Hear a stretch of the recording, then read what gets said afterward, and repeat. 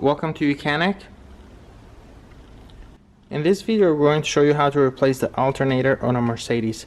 This procedure applies to Mercedes-Benz M272 and M273 engine.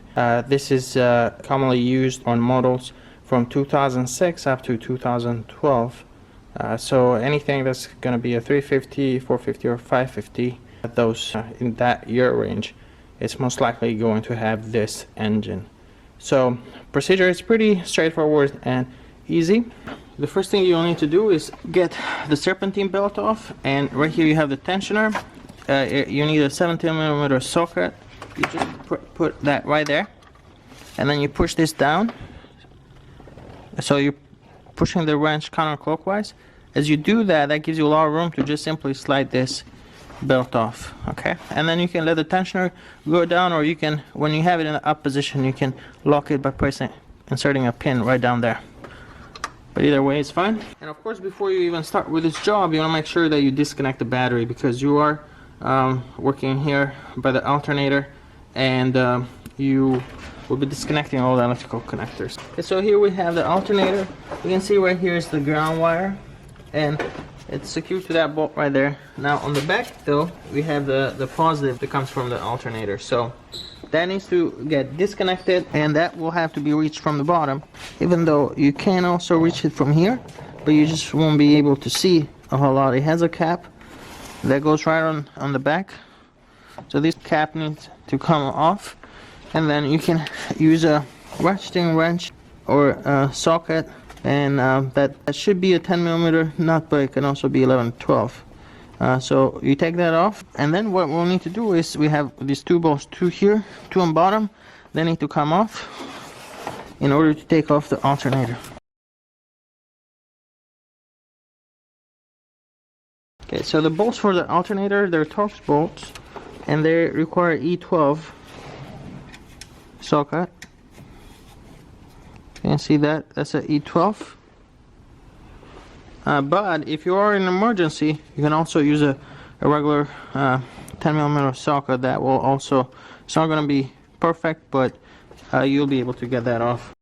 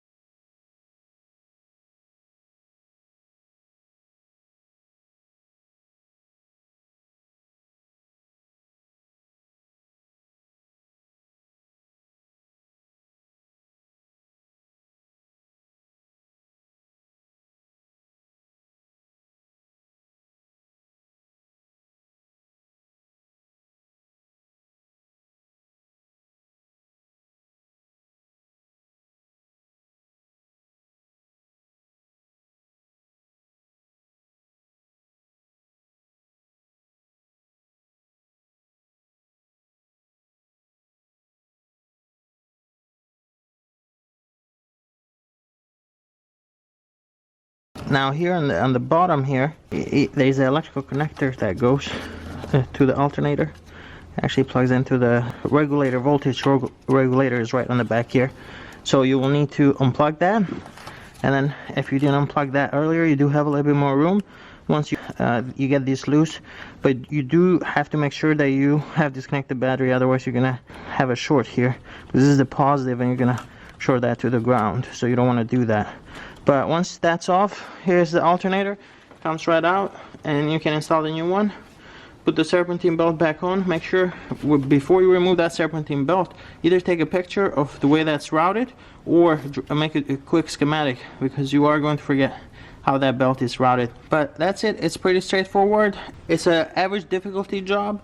On some models it's going to be a little bit tighter here. You don't have as much room between the engine especially it's like a V8 or V12, you're gonna have less room, so that can complicate things. Might require that you take off the radiator fan here and the shroud, which is very easy actually. It's got clips here on each side, and you remove those clips, you remove all these connections and hoses, and you simply lift that up. So that should give you a lot more room if you have less space here.